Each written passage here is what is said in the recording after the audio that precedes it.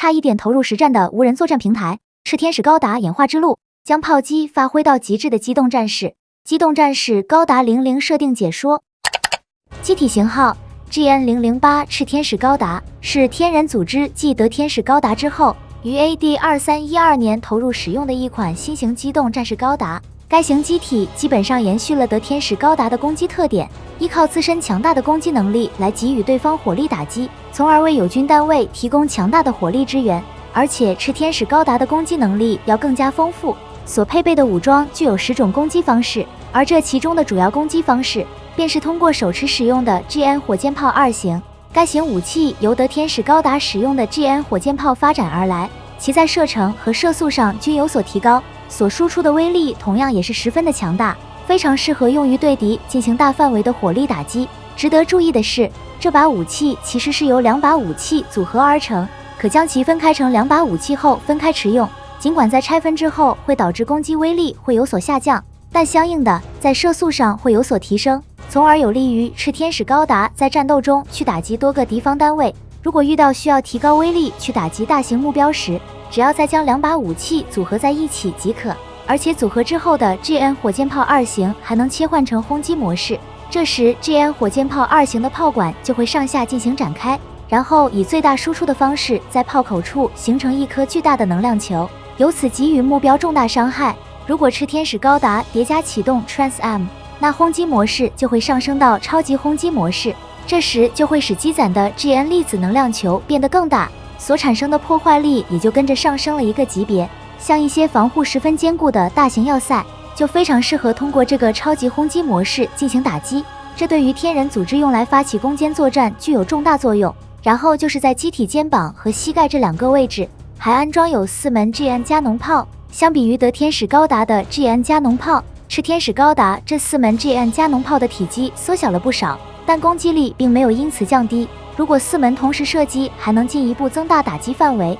所射出的巨大光束瞬间就能扫掉一个范围内的多个目标。而且 GN 加农炮不只单管炮击和4重炮击这2种攻击方式，其还能跟 GN 火箭炮相组合进行炮击，这样所发出的攻击就会附加溶解效果，从而提升了赤天使高达对机动战士的毁伤能力。值得一提的是，当这6门武器不以组合的方式同时射击时，赤天使高达就会切换成超绝重火力模式，所发出的光束攻击也会带有溶解效果。基于以上这些，可以说赤天使高达的火力打击能力可谓是十分的丰富。而除了火力打击之外，这4门 GN 加农炮还内置有手臂结构和 GN 光束剑，一旦在近距离范围内与敌方机动战士发生遭遇，就可以露出小手臂抓起 GN 光束剑与对方展开近战。如此攻击方式能在某种程度上给予对方出其不意的一击，并且在机体手臂内也还各有1把 GN 光束剑，同样也是在与敌方展开近战时，手臂里的 GN 光束剑就会弹出，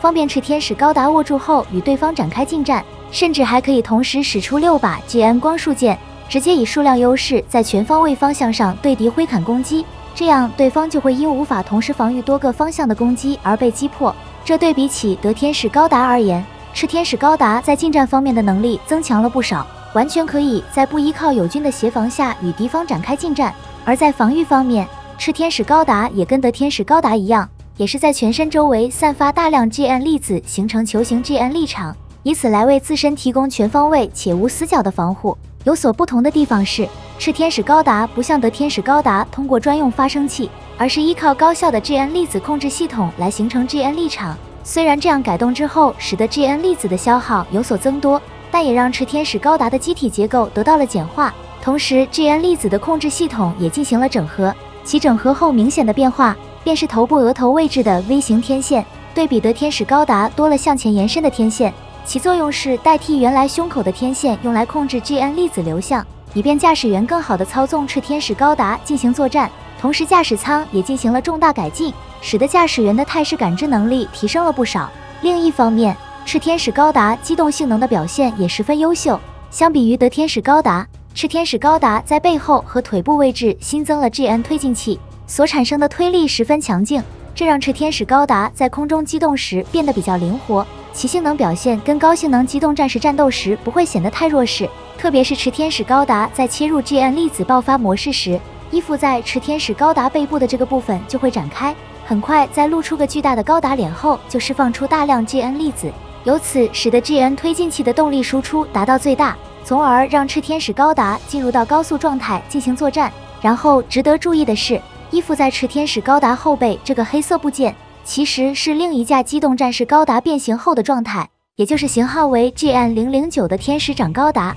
该型机体采用了可变形的结构设计，其在脱离炽天使高达后，就会通过变形恢复到人形的姿态，并且在分离炽天使高达的这个过程中，驾驶舱和太阳炉就会从炽天使高达转移到天使长高达上，然后炽天使高达就会变成无人作战单位，来作为僚机与天使长高达进行协同作战。这相比于纳德雷高达以爆开装甲露出真容这一方式来说，天使长高达仍保留了主体部分炽天使高达的存在，这样就能随时恢复到原来的状态继续战斗，避免了纳德雷高达无法恢复的天使高达时曾遭遇到的窘境。可以说，天使长高达和炽天使高达这一组成方式，对比纳德雷高达和德天使高达的组成方式发生了巨大变化。而在武装方面，由于炽天使高达肩膀上的2门 GN 加农炮实际上是天使长高达的手臂部分，所以即便炽天使高达失去了战斗力，天使长高达仍能够以完整的战斗能力去参加战斗。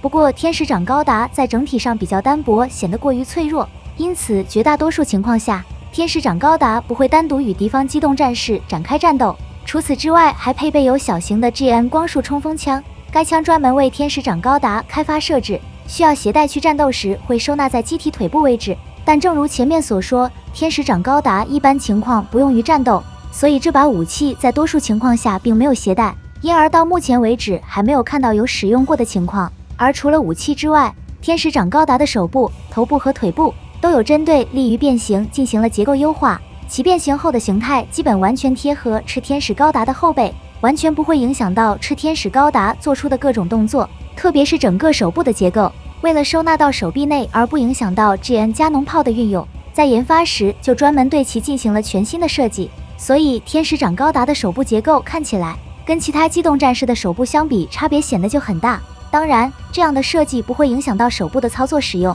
而其他方面的设计，在脚底还是有可弹出的定齿结构，以便天使长高达更稳地站在地面。而剩下来的功能，那就是天使长高达也跟纳德雷高达一样，都装备了审判系统，所发挥的作用也是在一个范围之内去强制关闭或者接管与 VEDA 连接的机动战士。有所不同的地方是，天使长高达使用的审判系统在经过改进之后，使得审判领域要比纳德雷高达增大了不少。一度在与准变革者集团的决战当中，天使长高达在启动了审判系统之后，直接就将审判领域覆盖到了 L2 位置所有的机动战士，随即这些机体都断开了与 VEDA 的连接，失去了战斗力。不过有点可惜的是，自从驾驶员提耶利亚驾驶纳德雷高达使用审判系统时，被准变革者利冯兹切断了与 VEDA 的连接了以后，使得提耶利亚即使更换了新型机天使长高达，也无法再次使用审判系统这一功能。因而天人组织要想启用审判系统，无论如何都要从准变革者集团的手中去夺回 VEDA。然而天人组织所面对的对手准变革者集团极其强大，几乎每次战斗都打得异常的艰苦，以至于天人组织为了确保在最后的决战中取胜，便在开战前对炽天使高达和天使长高达都进行了加强。其加强之后的机体便是型号为 GN008 GNHWB 的重武装型炽天使高达。跟原来的炽天使高达相比，可以从外观上很明显的看到，在炽天使高达身上多了几个部件。这其中在腰部位置的是新增的2门 GN 加农炮，该 GN 加农炮在造型和攻击力上均跟原装的 GN 加农炮没有多少差别，但没有内置的 GN 光束键和手臂结构，所发挥的作用仅对目标进行火力打击，包括以组合方式提升攻击力的攻击模式也没有具备，基本也就是作为副炮用来加强炽天使高达的火力输出。而在肩膀后背位置新增的是 GN 推进器，由此让炽天使高达的机动性能有所提升，以便炽天使高达在大规模战斗当中占据优势，特别是在面对敌方发起的密集攻击时，尽可能去规避掉能穿透 GN 立场防御的实弹攻击，并且也对 GN 立场进行了加强。为此，在肩膀和腿部位置增加了4组 GN 立场发生器，这样就使得机体的 GN 立场防护得到了很大的提升。即使是面对天人号 GN 粒子光束炮所发起的密集攻击，增强后的 GN 立场完全能够让机体在正面防御，这让重武装型赤天使高达在攻打天人号时发挥了重要作用。然而有所遗憾的是，在重武装型赤天使高达抵近天人号的时候，就遭到了准变革者集团加迪萨和加莱佐的拦截，结果对方在启动 Trans M 后，只用一个回合就斩掉了重武装型赤天使高达的手臂。就这样，在失去控制之后，重武装型赤天使高达直接坠落在天人号上，失去了战斗力。不过，重武装型赤天使高达并没有就此退出战斗，很快就在天人组织重新夺回威达了以后，提耶利亚就远程启动了天使长高达的审判系统，直接一下子就扭转了战场形势，就这样奠定了这场决战的胜利。值得一提的是，除了重武装型赤天使高达之外，天人组织也为天使长高达准备了改进方案。这个改进方案基本跟重武装型赤天使高达如出一辙，也就是给天使长高达追加各种部件，提升作战性能。因此，这一型天使长高达也取名为重武装型天使长高达，其机体型号也就相应变为 GN009 GNHWB。跟重武装型赤天使高达相比，重武装型天使长高达仅追加了4个部件，分别是肩膀位置的 GN 推进器和胯部位置的 GN 加农炮，而这其中的 GN 推进器在重武装型赤天使高达上也是相同的安装位置，所以在与准变革者集团的决战中，天使长高达实际上是加装了 GN 推进器部件后的状态，但是胯部则没有装备 GN 加农炮，需要在脱离赤天使高达后再单独安装。不过正如前面所说，天使长高达一般情况下不会用于投入战斗，因此重武装型天使长高达这个方案最终没有落实，没有选择在与准变革者集团的决战中应用。而除了以上强化赤天使高达的方案之外，天人组织还准备了另一个强化赤天使高达的方案。这个强化方案改造后的机型便是型号为 GN008 GNHW3G 的赤天使高达。 GNHW3G 跟重武装型赤天使高达这一个方案相比，赤天使高达 GNHW3G 差别的地方在于，背后的天使长高达左右两侧各增加了一个新的部件。由于赤天使高达上已经没有多余的接口，因此为了追加这2个新增的部件，专门在天使长高达上增加了2个转接口，这才将新增的2个部件装在了赤天使高达的后背上。而值得注意的是，这2个新的部件与变形后的天使长高达基本一样，其真正形态也是一款可变形的机动战士，也就是型号为 GN00902 的闪，而该型机体属于是无人驾驶的机型，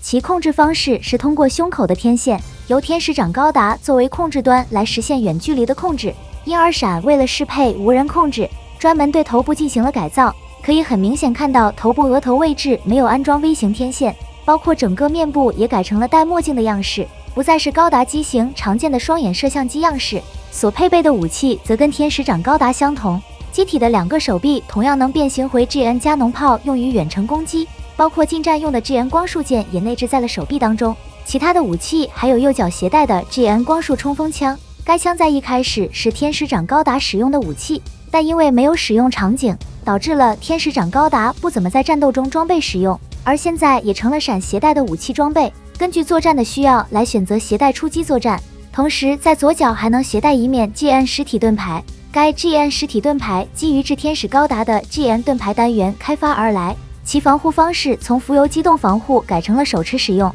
但原有的攻击能力还有保留，可以拿来跟右手的 GN 光束冲锋枪一起对敌发起攻击。不过闪的总体作战能力还是比较弱，所以天人组织在设计时给予主要的作用，那就是作为关键节点去增大天使长高达审判系统的覆盖范围，直接大范围断开敌方与威达的连接，使其失去战斗力。据称在有2架无人机动战士闪的加持下，审判系统的覆盖范围最大可达几百公里，只要重新夺回威达在战斗中成功启动，这样就有可能在与准变革者集团的决战中以兵不血刃的方式来夺取最终的胜利。然而这一个赤天使高达的增强方案因为驾驶员提耶利亚连接不上威达的原因而放弃，即便是夺回威达后还需要使用审判系统结束战斗，这时候再让闪去增强审判系统的能力已经没有多大意义，反而是赤天使高达在装备2架闪之后，也使自身的体积变得非常庞大，极易在战斗当中被敌方攻击命中，从而加大了风险。于是在驾驶员提耶利亚的建议之下，最终天人组织选择了重武装型赤天使高达这一方案，去投入到与准变革者集团的决战当中。